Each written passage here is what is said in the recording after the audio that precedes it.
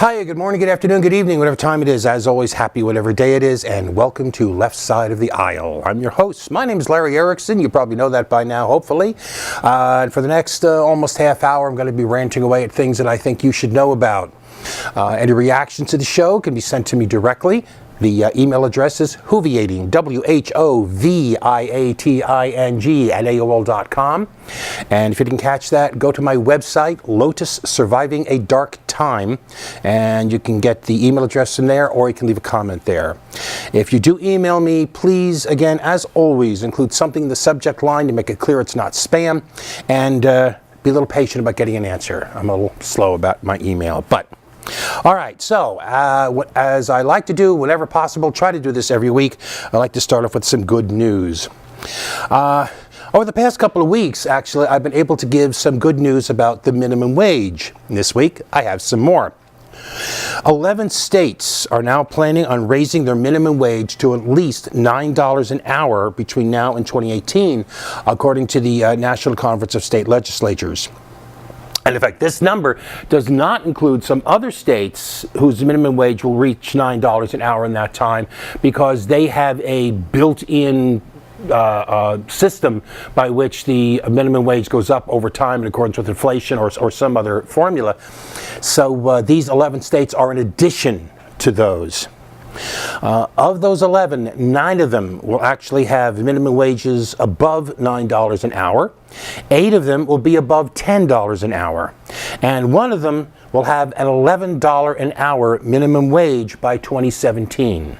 That state is Massachusetts, based on legislation signed into law on June 26th.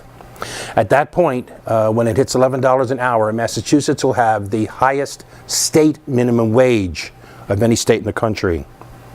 Another thing we're seeing on this same front is some companies starting to understand that they should pay their employees decent wages. They realize it's actually good for business. It kind of goes back to the old Henry Ford idea of paying your employees enough so that they can afford to buy the things that you sell. At the same time, though, it's worth pointing out that we are talking about a minimum wage, not a living wage. According to one standard measure of calculation, in Massachusetts, today, a full-time worker needs $11.31 an hour to pay for food, housing, transportation, and other regular expenses. In and around Boston, it's $12.35 an hour. So, no, the raised minimum wage in Massachusetts is still not a living wage, but it is an improvement. And that, along with the increasing awareness that something has to be done on this front, that's good news. On this, however, we also have to say we have some not good news. Last month, I mentioned that the city of Seattle had decided to raise the minimum wage in the city to $15 an hour over the next 7 years. 3 weeks ago, I mentioned how just 3 days after the law was enacted, a suit was filed on behalf of some large corporations seeking to overturn it. It now turns out there is a second effort underway to overturn that law. This one headed by a group representing restaurants, merchants, and other businesses, and bearing the typically misleading name of Forward Seattle. This group had been gathering signatures on petitions to get a ballot question to overturn the law on the November ballot. Well, according to the group's leader, who insists this is a principle-based fight, the group has submitted enough signatures to get the question on the ballot. Now, those signatures still need to be verified, and based on prior experience about the portion of submitted signatures that tend to get thrown out, there's a question as to whether or not they actually have enough, but they may well have enough, which means Seattle is going to have to fight this same battle all over again. I mean, the simple reality is that you cannot try to do something that benefits the lowest paid workers in this country without getting major pushback. Too many powerful people, too many powerful voices in our society benefit from the current arrangement. You know, and in light of this, it's notable I think that the Forward Seattle co-chair Angela Cuff, and the name is spelled C-O-U-G-H, I'm guessing it's pronounced Cuff. Angela Cuff ran out all the old "they're so powerful, we're so oppressed" lines that the right wing always seems to spout at the least opportunity. She claimed, for example, that her group is underfunded because members of the group are being intimidated by opponents, and so they're simply too scared to do more. And what did this horrible intimidation consist of? According to Cuff, it consisted of suggesting boycotts of businesses that support the effort and making negative comments on Facebook and Yelp. Oh, and by the way, Cuff also claimed that her group is not opposed to raising the minimum wage. No, they just object to the process by which this particular measure was passed, because her group offered alternatives. In other words, what she's saying is the city didn't do what the businesses wanted, so it's a matter of principle to get the whole thing thrown out. Which actually likely is true. You just have to think about what the principle involved really is. Anyway, like I said, you always have powerful voices saying no. You always have powerful voices telling the lowest paid among us that they have it as good as it's going to get and they should be happy with what they've got and they shouldn't dare try to make it any better because they'll only make it worse. The latest example of this is Andy Putz. He's the head of CKE Restaurants, which is the parent company of Hardee's and Carl's Jr. He says that minimum wage workers, the kind his industry employs, would actually be hurt by an increase in their income because then other people would start competing for their jobs. That would lead, he said, to more youth unemployment, higher prices, increased automation. Oh my God, it's just too horrible to think about because you got to understand, I'm really just thinking about all the little people, said the man who made $4.4 million in 2012, which is about 291 times what would be made by somebody working at the federal minimum wage year-round, full-time. Well, but anyway, what's his solution to this problem of low wages? Quoting him, government needs to get out of the way. If the government gets out of the way, businesses will create jobs and wages will go up. In other words, just let us do anything we damn well please and everything will be fine. Well, not surprisingly, considering the source, this is utter crap. Because on this score, at least, the federal government has been staying out of the way. The federal minimum wage has not risen in 5 years. And measured in 2014 dollars, that is an actual purchasing power, it is lower than it was in 1998. In fact, the highest purchasing power reached by the federal minimum wage came in 1968, 46 years ago, when it was, again measured in purchasing power of 2014 dollars, $10.86 an hour. Which means that even if Congress were to enact Obama's proposal of raising it to $10.10 an hour, it would still, in real terms, in purchasing power, be worth less than it was nearly 50 years earlier. Andy Putz? More like Andy Putz. By the way, as a quick footnote to this, Putz's 2012 income of 291 times the minimum wage, that's really kind of low by industry standards. According to the Economic Policy Institute, in 2013, the average fast food CEO made 721 times what a full-time year-round minimum wage worker would make. And that discussion actually right now lets us slide very easily right over into one of our regular weekly features. It's the Clown Award, given for meritorious stupidity.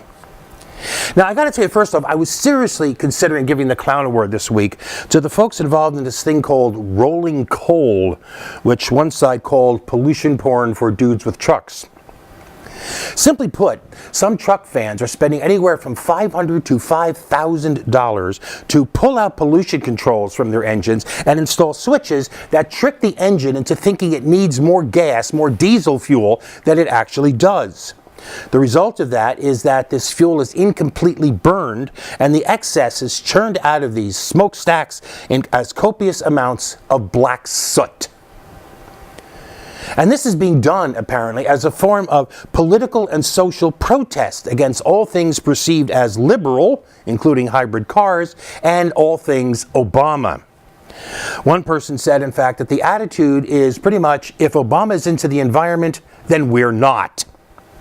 The trucks thus become a way of basically giving the environment the finger, which seemed really stupid.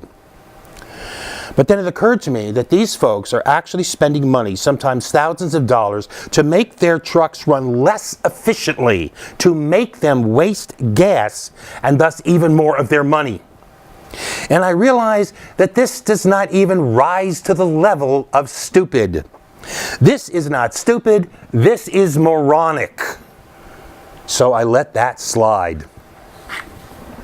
Instead, following on our discussion about opposition to raising the minimum wage, the big red nose this week goes to American liberals. The Pew Research Center is doing a massive survey of American politics. As part of that, they divided the populace into 7 what they call typologies, ranging from steadfast conservatives to solid liberals, but with shades of meaning and attitudes between. They say this is a more accurate way of expressing the range of American political opinion than just saying Democrat, Republican, or left and right, or liberal and conservative. Well, one of the attitudes considered in establishing these topologies was attitudes about poverty. And the results indicated on this graph, they're astounding. First off, notice that 4/5 of the topologies considered conservative by Pew think that poor people have it easy. That poor people have an easy life. That they can just live off government bennies without actually having to do anything. But notice something else, and this is what's important. Significant parts of the typologies considered liberal agree with that. Even 6% of the solid liberals, the most liberal topology that they have in this system, even 6% of those agree that poor people have it easy. It's not just the right wing saying this.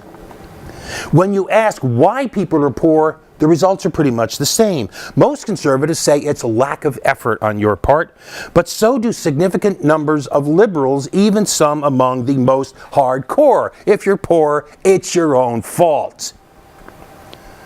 So overall, on the question of do poor people have easy lives or hard lives, there's nearly an even break. Nearly half of the people of this country think that poor people have it easy. How can anyone think that? How can anyone rationally argue that? Christopher Ingraham of the Washington Post Wonk blog offered a quick and very abbreviated list of how easy life is for poor people. And this is his list. Compared to upper and middle income Americans, the poor are 3 times less likely to have health insurance, and so that much more likely to put off needed medical care or to skip treatment entirely or to not buy meds or whatever. They are 3 times more likely to be a victim of crime. The daily stresses of living in poverty actually impair mental function to a degree equivalent to losing about 13 IQ points. Poor children are 3 times more likely to be afflicted by food scarcity and the related obesity.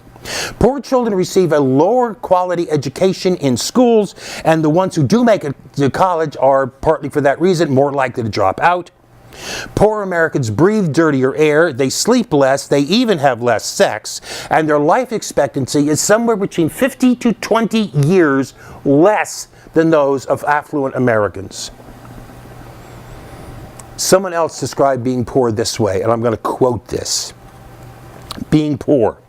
It means stretching a dollar to be sure that your children can eat every day. It means deciding whether you could skip a car payment or a mortgage payment this month because one more missed electricity bill will get the power turned off. It means ignoring the pain in your chest because even if you have insurance, you can't cover the deductible for the doctor's visit, or skipping your medication because the copay is a little too much. It's trying to decide between buying a shirt without a hole for a job interview or having the gas you need to just get to the interview in the first place. Several years ago, I came across a website that was having people post about what being poor meant to them. That is based on their own personal experience. What symbolized, what summed up the experience of being poor? Unfortunately, I can't find that website now. I found another one, but not that one. So perhaps it's no longer there, but I do remember my answer to that question. Now, the thing is, I'm not poor. I'm not affluent, but I'm not poor. Barring some serious medical disaster, my wife and I will be fine. But I grew up poor, and I remember. My answer to that question was that being poor was having a telephone, but always being afraid to answer it because it was just another bill collector.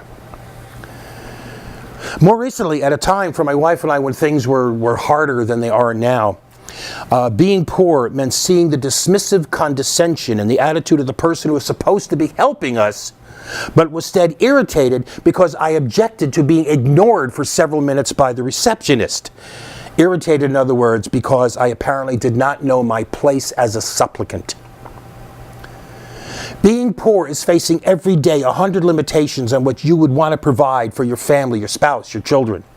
It's facing every day 100 barriers, some small but some not, to a better life. It's being subjected every day to the judgment, the looks, the questioning eyes that see you as shiftless, the eyes that see you as a failure, as a leech, no matter how many hours or how hard you may actually be working. Our classism, our contempt for the poor, no matter their race, is another of the afflictions we suffer as a people. No, we could expect the right wing to embrace this economic bigotry. We could expect them to follow the lead of the powerful voices in society because that's what conservatives do.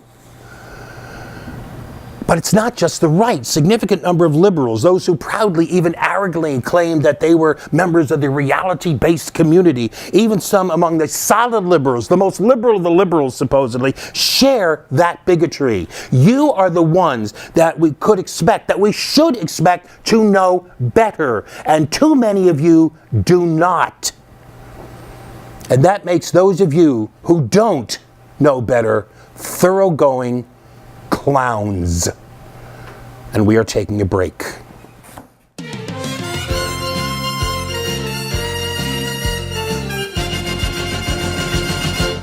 And we're back, and now it's time for our other regular weekly feature. It's the outrage of the week. And yet, once again, the source of the outrage is that bastion of boneheadedness, the United States Supreme Court.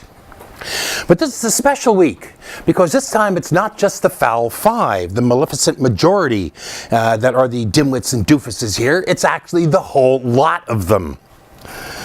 Now, I will tell you, too, by the way, that this bit has been delayed. I wanted to talk about it last week, but the calendar deemed otherwise. So this is actually not just from this immediate past week, but it's too important to let pass.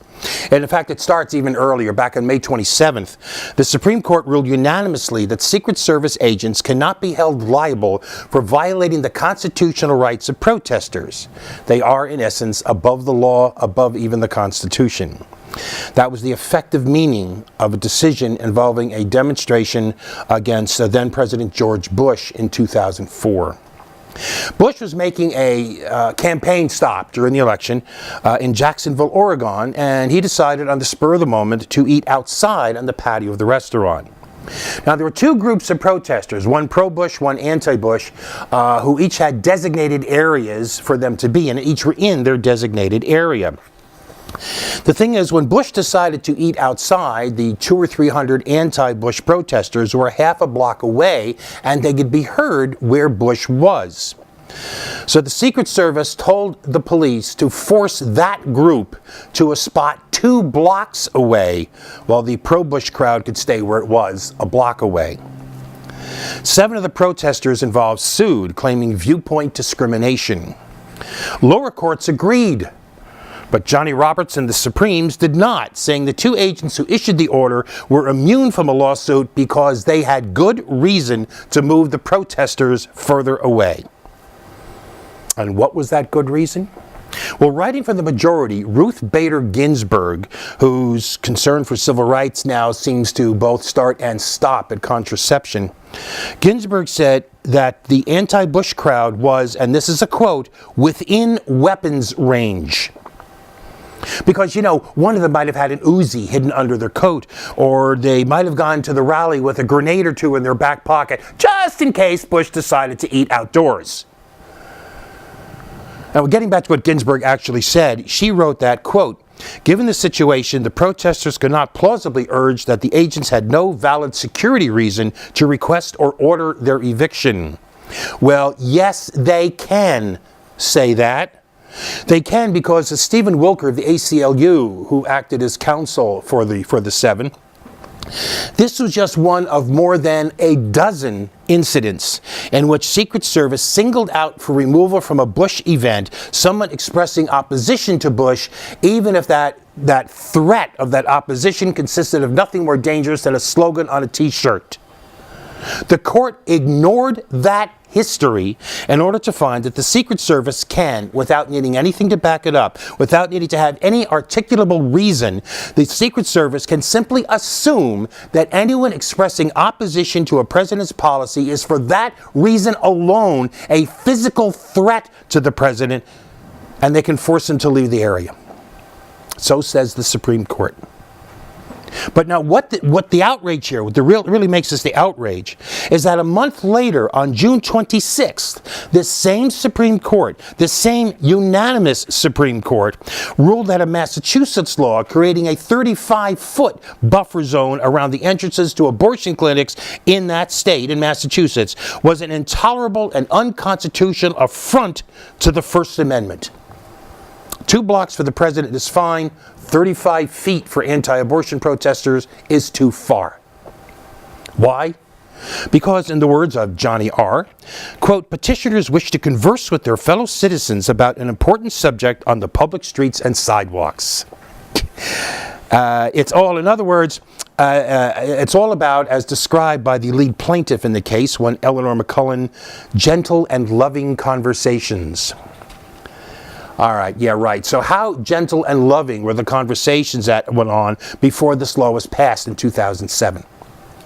Under an earlier law from 2000, the state established a floating buffer zone that barred people from approaching unwilling listeners any closer than 6 feet if they were within 18 feet of the clinic.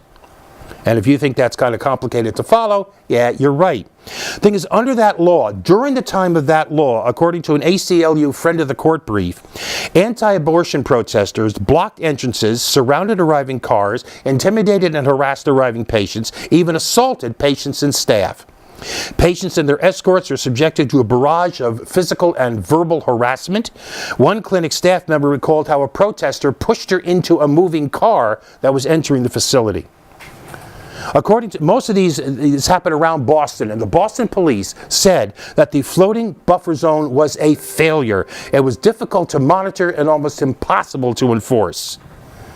But that didn't matter to the Numbskull Nine. The thing is, in the Bush protest case, the decision supposedly came down to the idea that the presidents must be protected at all costs, even if that cost is to the Constitution. As Roberts said during oral argument, there are people out there who want to kill the president. And there's no one out there who wants to kill people working in abortion clinics? The shootings, the firebombings, the assaults, none of this ever happened? The shouting, the screeching, the pushing, the spitting, the threats, none of that happened? Again, a 2-block buffer zone in effect around the president goes without saying. A 35-foot zone to protect women seeking abortions is a grievous assault on free speech. You know, the thing is, on top of everything else, in a great old saying that I love, to cap the climax, the Supreme Court has its own buffer zone. A 1949 federal law bars protests of any sort from the white marble plaza in front of the Supreme Court building. In fact, until 1983, you couldn't even protest on the public sidewalk surrounding the building. Which points up what's really going on here. This is about protecting neither the president nor free speech. It's about protecting the powerful from being annoyed by the hoi polloi. That's why presidents can be shielded from seeing dissenters. That's why the Supreme Court can say, "not on our turf," while women seeking a medical procedure can be forced to run a gauntlet of hatred. It is foul, it is disgusting, it is an outrage. And by the way, there's a quick footnote to that. Under the Supreme Court decision about the Secret Service agents, it appears that not only are they empowered to just decide that a political opponent of the president is an immediate physical threat, they're free to do this in a grossly partisan political way. During the 2009 debate over the health care law, there were several confirmed reports of people carrying guns to Obama rallies. In at least 2 of those cases, it was confirmed that the guns were loaded. Although a couple of people apparently were questioned briefly, there were no reports in any of the news accounts I saw of the Secret Service telling people that they had to move out of weapons range of the president. All right, there's one last thing to talk about very quickly, because while you may well have heard about this, it's important enough to mention anyway. It's about, again, the Hobby Lobby case. I'm actually going to have more to say about this on another day, because it also raises the issue of corporate personhood, but this is about something else. In the Hobby Lobby case, the court said that requiring the company to include contraceptive care in its health coverage was a substantial burden on the religious beliefs of its owners, even if the company did not actually have to pay for that part of the coverage.